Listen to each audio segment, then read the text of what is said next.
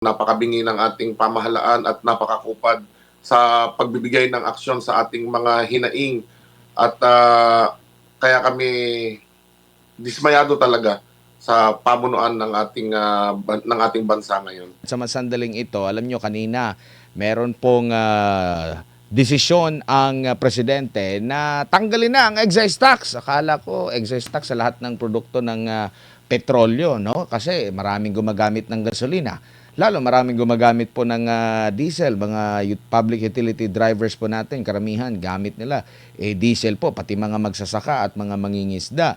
Pero ang binawasan o tinanggalan lang daw po ng excise tax batay sa kautusan ng Pangulo, abay itong LPG, which is marami din namang gumagamit ng mga household. At ito pong kerosene. Ano kayo masasabi dito ng grupo o grupo ng mga nasa transportasyon, mga kapartner? Ang pinuno ng transport group na Manibele, makakasama natin si Ginoong Mar Balbuena. Ginoong Mar, magandang gabi. Admar at MJ po inyo makakasama dito sa SMNI. Opo, magandang gabi po Sir Admar at Sir MJ. Magandang gabi po sa ating mga kababayan po. Kunin lang po namin yung reaction nyo po dito po sa naging desisyon ng presidente na hindi nasama yung ibang produkto na ginagamit ng nakararami din po sa pagtanggal sa excise tax. Alam nyo Sir Admar, nakakalungkot na yung panawagan natin na maibsan yung paghihirap ng tsuper, ng mga operators, ng mga mananakay sa pamamagitan po ng pag-suspend sana ng excise tax dito sa mga produktong petrolyo katulad po ng krudo o at saka ng gasolina. Malaking bagay po sana ito pero ang pinili lang ay yung gasul o LPG at saka itong kerosene na alam naman natin na mas ang pinapanawagan po natin ay itong krudo o diesel po ang matanggalan ng excise tax sa ngayon. Pero alam nyo, napakabingi ng ating pamahalaan at napakakupad sa pagbibigay ng aksyon sa ating mga hinaing. At kaya kami dismayado talaga sa pamunuan ng ating bansa ngayon. Opo, mataas na po yung presyo bago bukas kasi medyo may bawas bukas na 20 pesos sa diesel. May natitira pa ba doon sa 5,000 pesos na naibigay ng gobyerno po kasi una po dito sa Metro Manila? Sir Admar, nakakatawa kasi pinagmamalaki parate itong ayuda, itong mga band-aid solution na to. Kaya bukas may payout sa Miyerkules at sa mga susunod pang araw kasi marami po talaga ang hindi nakakuha, hindi nabigyan kahit po nasa listahan. Nagiging kawawa at parang namamalimos itong ating mga kasamahan. At doon sa mga nakakuha, siguro nung mga nakaraan pa, ubos na po ito at makikita natin sa ating mga lansangan na marami na pong tsuper talaga ang tumigil. Opo, after po nito po, Ginoong Mar, hindi na pagbigyan ang inyo pong dagdag singil, no? Sa pamasahe, hindi rin na pagbigyan yung pagbawas po ng excise tax sa langis na ginagamit nyo po. Ano po ang nakikita ninyong hakbang dito ng mga nasa sektor po ng transportasyon? Kaya po kami nagkasana ng isang tigil pasada na naman at ngayon ay mas malawak po ito dahil marami kaming kasama na hindi po taga Manibela at kasama namin sila kanina na nagpahayag at patuloy din silang tinatakot nitong mga policy maker natin. Natatanggalan sila ng prangkisa kapag sila ay sumama sa atin. Nakakalungkot na nasa gitna tayo ng krisis, pananakot ang ginagawa na tugon ng ating pamahalaan. Imbis na solusyonan yung talagang ugat nitong problema, ang taas presyo po ng mga produktong petrolyo, lalong-lalo na sa diesel. Bukas, tama po kayo na magkakaroon ng rollback. Pero ganun pa man, isa itong band-aid solution rin na kung saan ay pansamantala lamang din po ito at maliit na pagbawas lang mula doon sa dating 50 to 55 pesos po na presyo nito. At ang nakakalungkot nito, ang talagang dahilan kung bakit tayo mag-strike, isipin niyo po nung panahon na pumutok itong giyera o tensyon sa gitnang silangan, after 2 days, nagtaas na sila at dire-diretso na. Na ayon nga sa pagdinig sa Senado, kasama natin si Senator Rodante Marcoleta, na inamin ng Department of Energy na yung binebenta sa atin na mga na langis ay stock pa ng mga oil companies, at nung panahon na yon ay binawi na nila o kinuha na, siningil na sa atin. Tayo ang namuhunan, taong bayan ang namuhunan dito sa inaangkat nila ngayon o inangkat na nila nitong mga nakalipas na linggo. Ibig sabihin, pera ng taong bayan ang ginastos dito para makabili ng produktong petrolyo doon sa replenishment nila. At ang masaklap pa rito, tubong lugaw na sila mula sa puhunan ng taong bayan, binubuwisan pa tayo. Tinanong mo yung rollback? Opo, Sir. Ang rollback po. Opo, yung rollback po sa langis ngayong linggo. Anong tingin mo dyan, sir? Enough po ba? At syempre, meron po tayong mga balita sa ibang bansa. Nakakaingit naman na yung kanilang gas doon ay sustentado ng kanilang pamahalaan. Opo, at yung tanging ang bansa lang po natin ang pinakamataas ang ang presyo ng produktong petrolyo. Kung makikita natin dito sa ating mga kapitbahay, ang Malaysia, ang Vietnam, naglalaro lang po sa 60 pesos, 50 pesos, at nag-suspend pa sila. Tinanggalan pa nila ng VAT, as in zero VAT ngayon ang Vietnam, kung di po ako nagkakamali, kasama din po ang Malaysia, na kung saan tayo na lamang ang natitirang matigas at makapal ang mukha nitong mga nasa gobyerno na ayaw pong magpabawas ng tax. Ang sinasabi ng gobyerno, ng Senado, meron dyan, si Senator Ping Lacson, sabi niya, malaki ang mawawala, 320 billion pesos ang mawawala sa kaban ng bayan na kinokolekta sa taong bayan sa pamamagitan ng buwis dito pa lamang sa produktong petrolyo. Kagaya nga po nung paulit-ulit nating sinasabi, sa panahon ng administrasyong ito, ang nangyari po ay kahit po iyan hindi singilin sa taong bayan o kahit gastusin po ito sa kahit saang proyekto, nawawala po yung pondo ng taong bayan.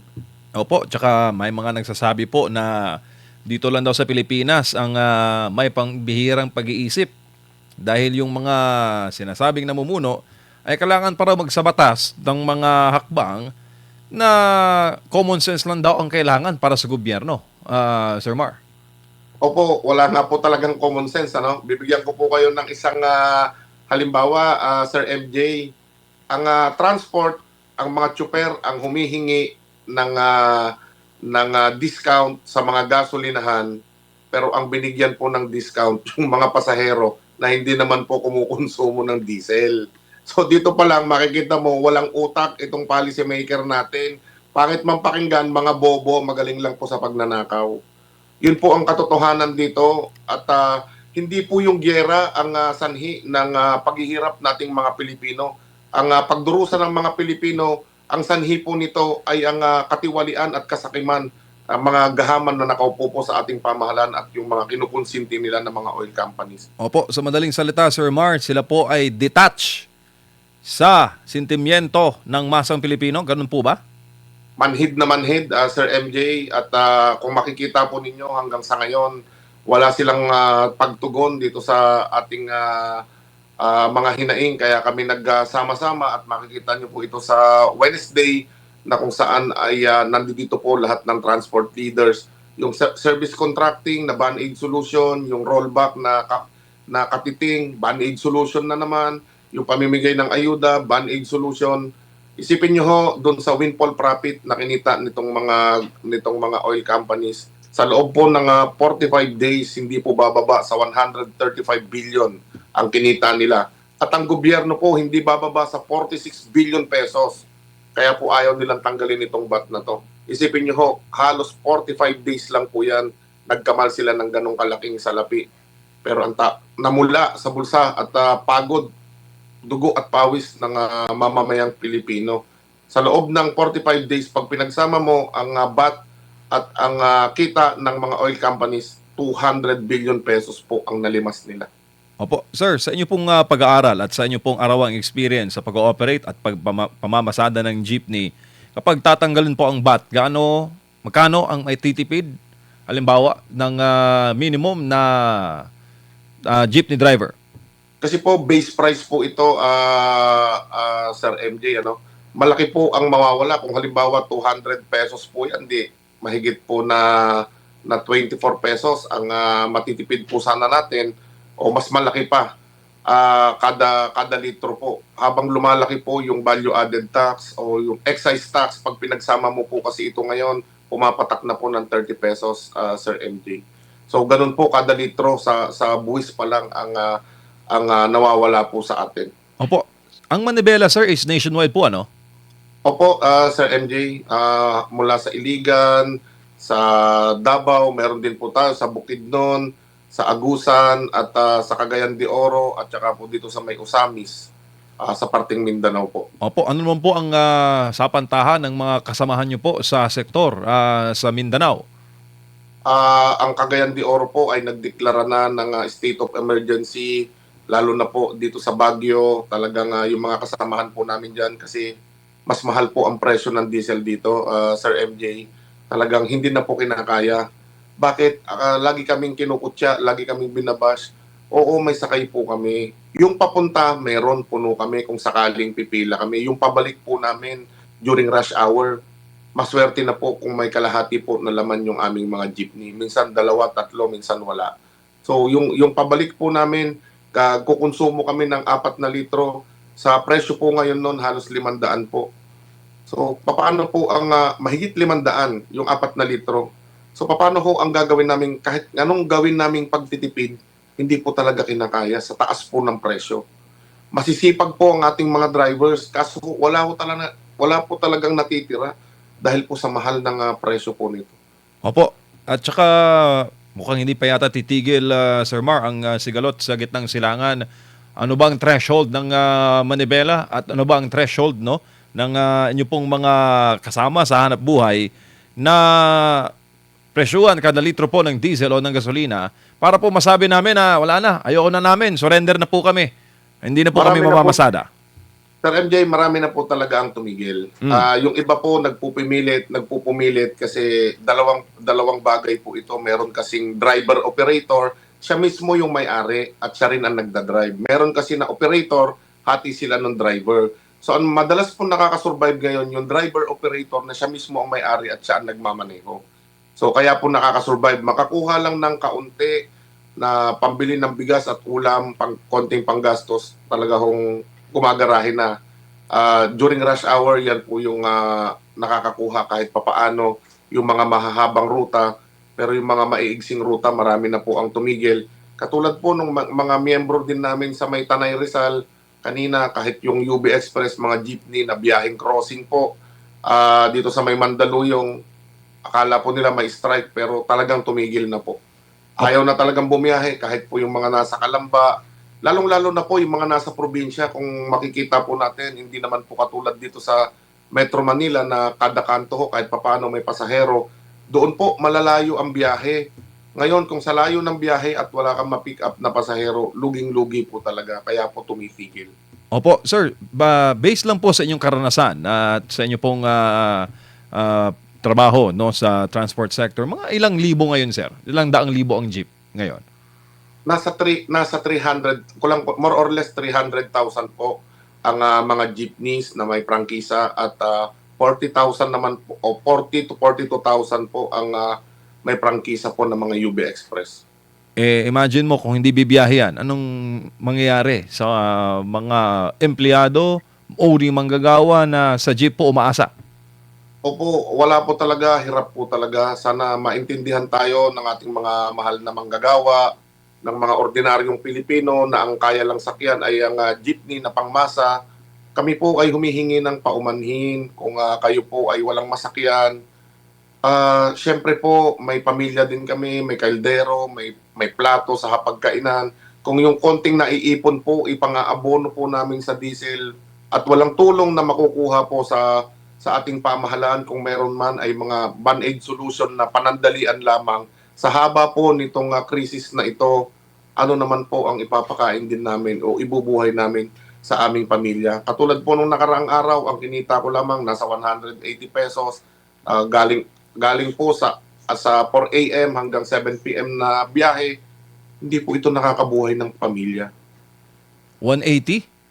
180 pesos po at ang Grabe. binuhay lang po namin dito, Sir MJ, ay ang mga gasolinahan. Kasi ho, talagang sumusubok kami lalo po pag kasi galing tayo ng weekend, yung kita po namin nung Sabado, ganun lamang po kalaki at ang masaklap nito, yung 1,500 sana na paghahatian namin ng operator ay napunta lamang po sa gasolinahan. Yung O 180? kasi iisipin nyo po, Opo. Sir MJ, sa panahon ngayon, ang 3 litro halos 500 na. Kasi 150 to 160 pesos po ang kada litro. Halos isang round trip lang po namin yung 500. Kaya ho, talagang survival po itong nangyayari sa atin.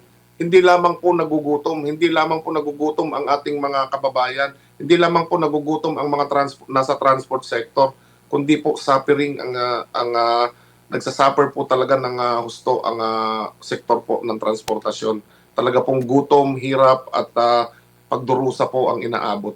Tsaka sir, pag sinabi mong 180 pesos, ngayon, sa 1 week na promo sa load, pang-load mo lang yun eh. Di ba? Opo, ganun po kahirap. At yung maghapon po, wala pong matitira na pang-maintenance dito. Kung ako po yung may-ari, iba rin po ang kahit papaano po kulang 500 kung ako po yung may-ari mismo nung jeep. Pero kung nakikilabasan ka lang po, siyempre paghahatian po yun. Minsan mas malaki po ng konti sa operator kasi nga po ay yung maintenance po ng sasakyan, hindi naman po pwedeng isang tabi po natin yun. Sir, wala po ba talagang feelers ang LTFRB? I mean, wala po ba silang pagpaparamdam na ang inyo pong hanay ay matulungan? Yung tulong po na ibinibigay, Sir MJ, ay mga band-aid solution katulad nitong pantawid pasada. Kagaya nga ng sinasabi natin, kumukonsumo po kami ng 25 to 30 liters a day na paikot-ikot po na biyahe na baka sakaling makachamba kami ng pasahero. Ganun po kalaki ang konsumo namin at kung doon sa 5,000 po na ibibigay nila, kulang na kulang po ito. Excuse me. At Sir MJ, talagang yung araw pa lang napipila kami doon sa pagkuha ng ayuda, isang araw po na wala pong biyahe din kami. So, yung pong makukuha namin, bawas na rin po kaagad dahil hindi rin po kami kumita ngayong araw na to. Opo. Ganun po kahirap yung dinadanas natin. At para kaming kawawa na pila ng pila, pabalik-balik doon sa pila ng ayuda, kailan po kaya matututo din ng ating mga nasa gobyerno na padaliin po yung pamimigay para yung araw po na kami ay kukuha, hindi din po maaabala yung aming biyahe at kahit papano na kahit may hawak na kaming ayuda, makakabiyahe pa rin kami at makakapaghanap buhay. Opo, may nagawa naman ng Maynila, no? Sir Mar. At ang city government na nagbabayad po ng gasolina o krudo, kapalit ang pag-pick up po ng mga pasahero. Ba't hindi magawa po ng national government yung ganun pong framework? Nagtataka nga po tayo, Sir MJ, na sana wag nang mahiya yung national government kung naunahan sila ni Yorme, napakahusay po nung programa na kung saan ay araw-araw po ang bayad eh. So napakalaking bagay po nito. Kung ikukumpara dun sa service contracting ng national government o ng DOTR, ito po ay naging successful po yung pagpapatupad ng programa ng service contracting ng Manila na kung saan, yun nga lang po, dahil kapos din sa pondo ay 5 araw lang po ang itinagal nito at sana may mga susunod pa kung makakaipon po ang syudad ng Manila at sana ho buong NCR sana magawa po ito, hindi lamang po ni Yorme. Sana tina-challenge natin yung mga Metro Manila mayors na mag-step up din dito sa problema na to. Wag na ho kayong mahiya na gayahin kasi makakatulong po ito. At sa ating national government, particular po sa DOTR, ang dami niyo pong iniisip na may mga GPS pa, imbis na eto, kada araw, napaka-epektibo po nung ginawa ni Yorme, pero bakit ayaw gayahin? Ano ang meron at ano ang wala? At ano ang kulang dito? Bakit ipinagpipilitan itong net service contracting na to? Opo. Ano ang susunod na hakbang ng Manibela ng jeepney sector sa pagtatapos po, sir, ng inyong pong 3-day strike? Kanina ho, naririnig natin na ang sabi ng Malacanang, hindi daw napapanahon itong strike na to. Hindi din po napapanahon yung pagiging pabaya ng ating mga kinauukulan. Para ho sana hindi na matuloy itong transport strike na to. Pakinggan po ninyo ang hinaing ng transport sector. Meron pa po pala ako na isang babanggitin na yung 10 pesos po na subsidized kada per liter. Imbis po na dalhin yung 800 million na yon doon sa service contracting, itulong na lang po doon sa lahat ng tsuper. Kasi po, doon po sa service contracting ng national government, ng DOTR, kung di po ako nagkakamali, ay 50,000 lang daw po out of 300,000 ang pwedeng makasali. At 3,000 a day ang ibabayad. So, 50,000 times 3,000, 150 million na po ito, Sir MJ, Sir Admar, ano?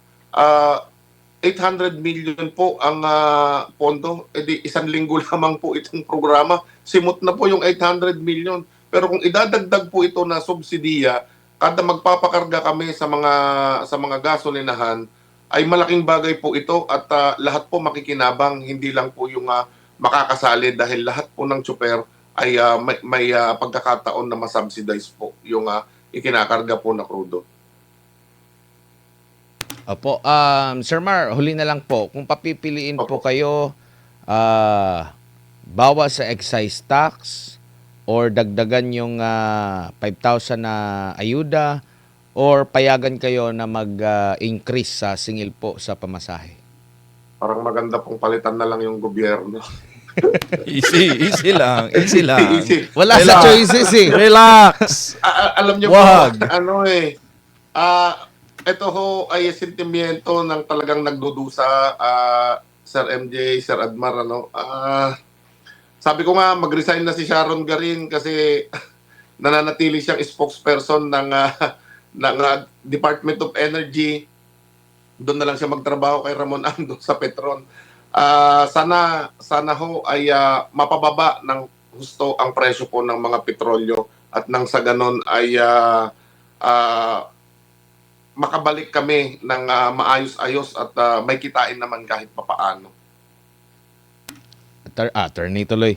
Sir Mar, maraming salamat po sa inyong oras at panahon po. Sa ulitin, ingat po kayo. Thank you, sir. Maraming salamat po at mabuhay po kayo. Si Ginoong Mar Valbuena, ang pinuno po ng grupo, transport group na Manibela po, mga kapartner. Ukol nga po, doon sa kanilang mga hinaing, ang dami na nila. Papayagan na sana. Pero isang araw bago ang implementasyon ay hindi pinahintulutan ng presidente. Nataasan yung kanilang singil. Meron naman daw nga ayuda. Pero sabi nga nila, nasa 2-3 araw lang yung, yung 5,000 pesos. Ang inaasahan sana nila ay mabawasan yung excess tax ng langis. Kaso hindi nasama. No? Doon ang masaya lang siguro. Hindi pa rin masaya kasi mataas pa rin ang presyo ng LPG. Mga nanay lang. Mga tatay sa tahanan na nagluluto. Pero yung hiling sana hindi pa napagbigyan po, mga kapartner.